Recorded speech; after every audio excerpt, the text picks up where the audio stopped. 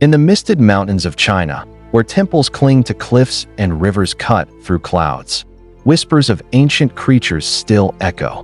Before emperors ruled, before dragons became symbols on flags, villagers told stories of things they had seen. Not imagination, but encounters. A shadow that rippled across the Yellow River. A glowing serpent that opened its eyes and daylight was born. Archaeologists call it myth. The old monks called it memory.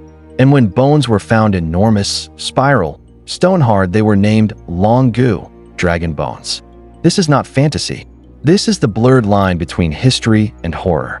Tonight, we step into the oldest myths of China, the ones the dynasties tried to record and the world tried to forget.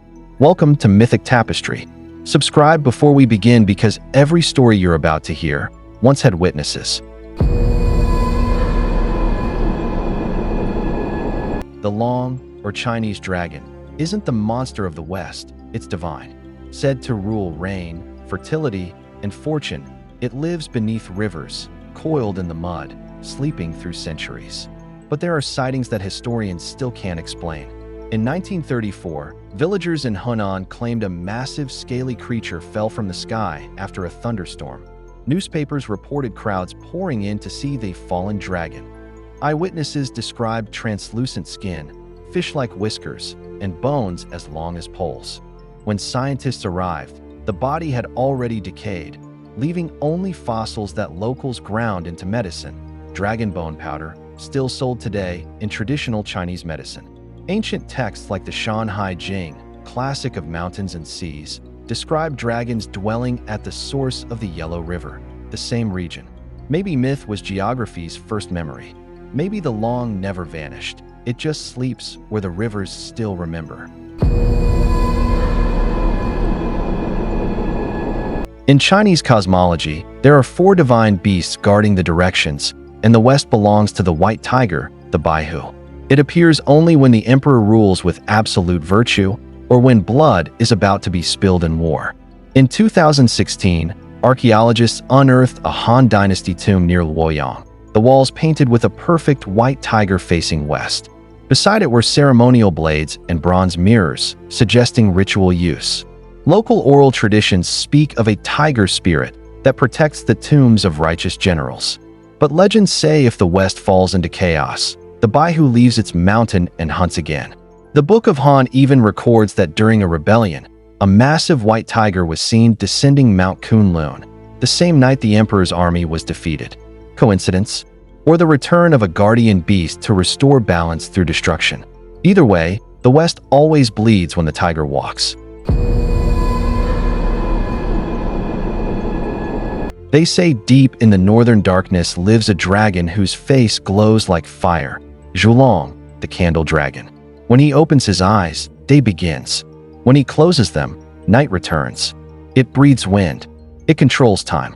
And it's blind to human fear.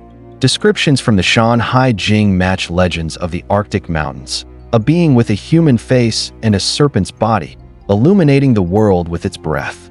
But here's where it becomes real. In 1572, Ming scholars recorded an underground red light that burned for days near Heilongjiang. Miners who dug there found veins of glowing minerals that they couldn't explain, breathing fire from stone, the record said. Was it volcanic gas? Or the Earth's last candle dragon breathing from beneath? Even now, villagers near the region say, the ground hums when the wind dies. The Jingwei was once a princess, drowned in the Eastern Sea. Refusing to die, she turned into a bird that carried stones in her beak, trying endlessly to fill the ocean. Every morning, fishermen in Hebei's coastal villages still leave pebbles by the shore, so Jingwei won't take the sea's revenge. A tragic myth, but maybe not all fiction. In 2008, local divers exploring the coast of Qinhuangdao found an ancient shipwreck, a royal vessel, recorded as lost to the sea 2,000 years ago. Its princess passenger? Never found. The legend of Jingwei began in that province. Myth and memory sometimes share the same tide. Ancient Chinese cosmology says 4 mountains support the heavens, and each rests on the shell of a giant turtle named Ao. Its shell was used by the gods to shape the earth after creation.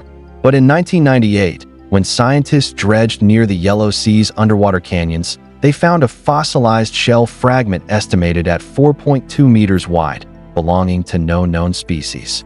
Local fishermen call the trench Ao's resting place. The Book of Mountains and Seas names that same location as the North Sea, where the Ao sleeps.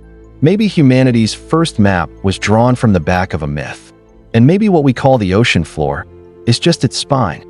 Every creature, every ghost, every god once lived in someone's fear or faith. Myths aren't just stories. They are humanity's way of remembering what can't be explained. And in China, where the earth hides bones older than history, maybe myths aren't extinct, only sleeping. Because truth is never buried forever.